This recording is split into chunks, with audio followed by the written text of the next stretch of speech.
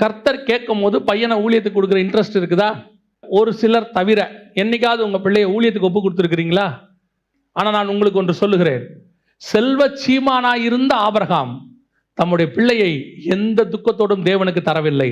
அவன் சந்தோஷமாய் கொண்டு போய் கொடுத்தான்.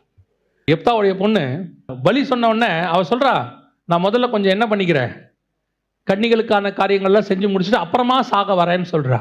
ஆனால் ஆபிரகாம் பாருங்க, பிள்ளையை கேட்ட உடனே இன்னும் ஒரு வாரம் என் பிள்ளையோட இருந்துக்கிற ஆண்டவரே, ஒரு 3 நாள் இருந்துக்கிற ஆண்டவரேன்னு கேட்கல. மறுநாள் எப்போ எழுந்தானா? அதிகாலை வெயிட் பண்ணிட்டே இருக்கான்.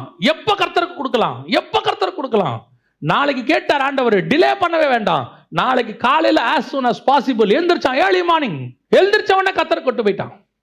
இதுதான் கர்த்தருக்கு பிள்ளையை கொடுத்தல். நல்லா தெரிஞ்சுக்கொள்ளுங்க, இன்ஜினியரா இருக்கிறவனோ டாக்டரா இருக்கிறவங்களோ பரலோகத்துக்கு போவாங்கிறது கன்ஃபார்ம் இல்லை. ஆனால் பிள்ளையை ஊழியத்துக்கு ஒப்பு கொடுத்தீங்கன்னா உங்க பிள்ளையை ஹெவன்லி கவர்மெண்ட்டுக்கு ஒப்பு கொடுத்துருக்கிறீங்க. நீங்க இன்னைக்கு பிள்ளைகளை எப்படி நேசிக்கிறோம்? கர்த்தரை விட அதிகமா நேசிக்க தொடங்கிட்டோம். கர்த்தருக்கே கொடுக்க மாட்டோம். நாம தேவனுக்கு கொடுப்பதுக்கு ரெடியா இருக்கணும். எந்த நேரத்திலும் சரி, ஃபர்ஸ்ட் ப்ரிஃபரன்ஸ் காட், ரெண்டாவது தான் பிள்ளை. இந்த ஆர்டரை மாற்றக்கூடாது.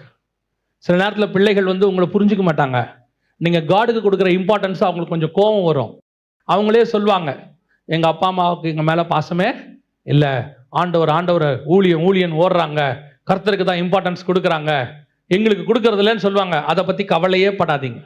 ஒரு நாள் உங்கள் நீதி அவர்களுக்கு முன்பாக தெரியும்.